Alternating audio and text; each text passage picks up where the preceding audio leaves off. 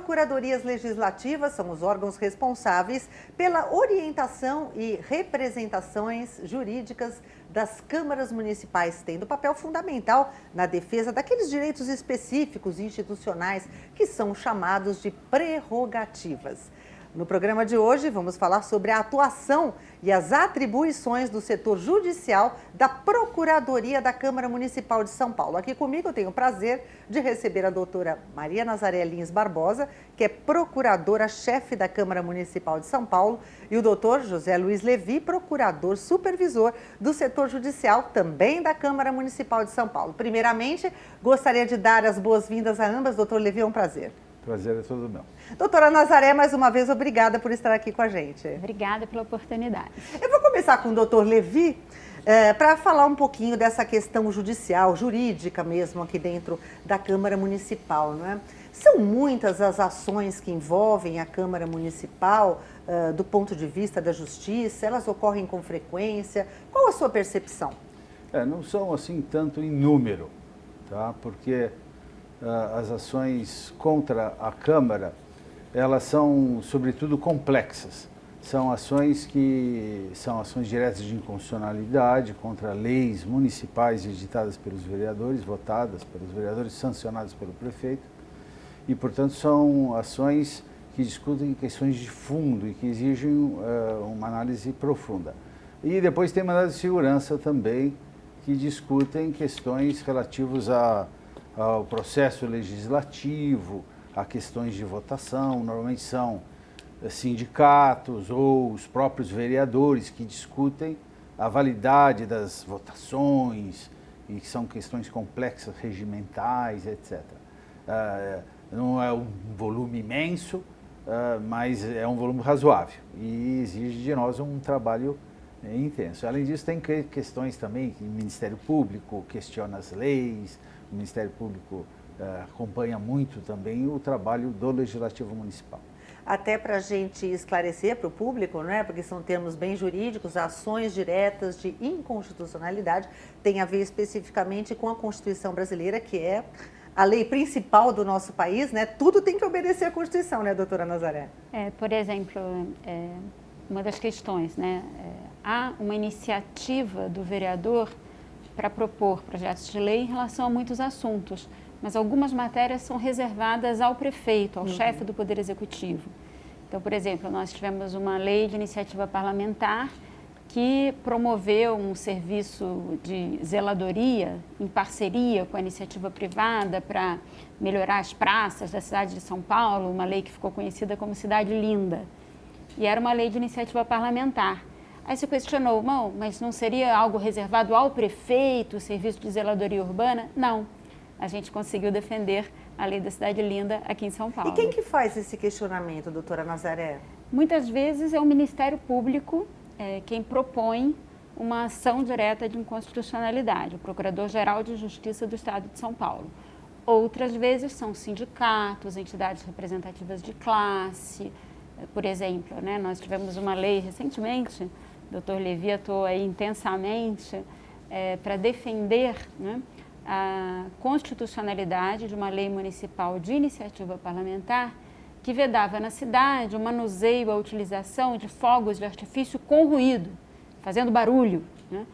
E a gente defendeu que era uma matéria de competência municipal, que era matéria ambiental, que cabia sim à iniciativa parlamentar, né? E quem propôs essa ação, na verdade, foi um sindicato interessado em comercializar esses produtos na cidade ou em produzi-los. Então, também existem entidades de classe que têm a prerrogativa, a possibilidade de ingressar com ações dessa natureza, né? Ações que, uma vez, se fosse julgada procedente, teriam uma eficácia geral, ou seja, não só aquela parte que propôs a ação digamos, beneficiada com o resultado. Não, toda a cidade, no caso, seria afetada pelo resultado dessa ação. Esses exemplos citados pela doutora Nazaré, doutor Levi, são exemplos de, digamos assim, ações trabalhosas? Porque a nossa defesa não defende só a Câmara. A gente está defendendo ações que vão repercutir, como disse a doutora Nazaré, no município inteiro. O que está em jogo é a validade de uma lei que vai repercutir no município e no cidadão inteiro. São leis, por exemplo, que dizem respeito ao consumidor, lei que dizem respeito aos plásticos, à utilização, por exemplo, agora com relação a horários relativos à pandemia, a possibilidade de escolas infantis se implantar, são coisas que são aparentemente pequenas, assim, na hora da ação, mas não, os reflexos são muito grandes. Assuntos delicados, e para o cidadão, né? No fundo, a gente está trabalhando aqui para o cidadão. O vereador é o representante da sociedade. Quando ele vota, ele não está votando por interesses quaisquer, ele está tentando atingir, representando a população. E claro que tem interesses de empresas particulares, ou de sindicatos, ou de... são interesses diversos, legítimos, claro, que eles entrem, o Ministério Público legitimamente preocupado, como a senhora disse aí, de seguir a Constituição. Só que a Constituição admite diversas interpretações. E o que disse a Nazaré é interessante, porque ao defender e estudar bem a nossa defesa, a nossa atuação aqui na Câmara, a gente vai abrindo caminhos. Muitos dos caminhos de prerrogativas do Legislativo Municipal, aqui a Câmara que abriu caminho com muito choro e lágrimas.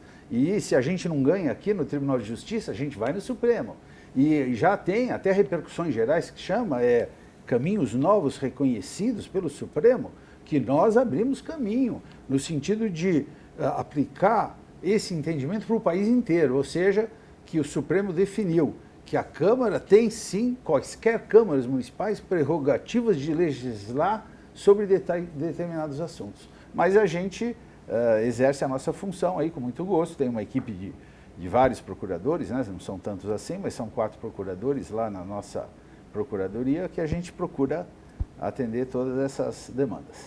Com isso, o doutor Levi já deu aqui uma brecha para a gente entender que essas ações, elas seguem um trâmite na justiça que não é só um julgamento, dá para recorrer, são vários, né? Como é que funciona isso na prática? Quem responde, doutora Nazaré, doutor Levi? Quais são as instâncias? Sim, tem vários tipos de ações, mas o normal, assim, o trâmite normal é que a pessoa que entra na justiça, ação direta de inconstitucionalidade, ela entra perante o Tribunal de Justiça, porque o presidente da Câmara tem foro privilegiado, como se fosse, que é o Tribunal de Justiça de São Paulo, o órgão especial do Tribunal de Justiça. O relator pode dar ou não a liminar. A liminar pode suspender os efeitos da lei. A lei é editada, aprovada pela Câmara, sancionada pelo prefeito, começa a entrar em vigor. Aí o Tribunal de Justiça pode suspender provisoriamente até uma análise mais aprofundada dos 25 desembargadores que integram o órgão especial. Enquanto isso, a lei fica suspensa. Aí o nosso trabalho é, primeiro, tentar reverter essa liminar. A gente entra com os recursos pertinentes para tentar reverter a liminar. Muitas vezes consegue, outras vezes não consegue, é uma luta. Aí, independentemente dessa discussão, vai à mesa do órgão especial, ao pleno do órgão especial. Aí é outra batalha também, porque às vezes a gente consegue derrubar a liminar e o órgão especial inverte o julgamento. Aí depois que tem o julgamento do órgão especial, aí a parte que perder, ou a Câmara ou outra parte, vai para o Supremo Tribunal Federal. Esse é o caminho normal. E no Supremo a mesma coisa, o Supremo pode suspender a decisão do Tribunal de Justiça liminarmente quando o Supremo decide. E depois dá o julgamento final do Supremo Tribunal Federal. Em resumo, aí que se esgota. Aí, agora, por exemplo, o caso Uber, o caso do uso de aplicativos. Isso foi uma discussão interessantíssima, que serviu de norte para o país inteiro. Os vereadores vão lá nas sessões, acompanham, e vão lá no Supremo, porque, claro, eles muitas vezes elaboram aquela lei com tanto carinho, com tanto empenho, e um julgamento desse vai tudo para água abaixo. E um projeto de lei que muitas vezes corre na Câmara Municipal com tanto durante esforço, um tempo, 2, 3, passa 4 pelas anos. comissões. Aí o relator, num despachinho só, Ele suspende liminarmente. É um sufoco, tanto para nós quanto para os vereadores que aprovaram. Nós tivemos um caso muito paradigmático em relação a isso, que foi o caso do direito de protocolo. Nossa, esse que caso previa o plano diretor Uhum. da cidade de São Paulo. Ele previa que se estabelecem novas regras,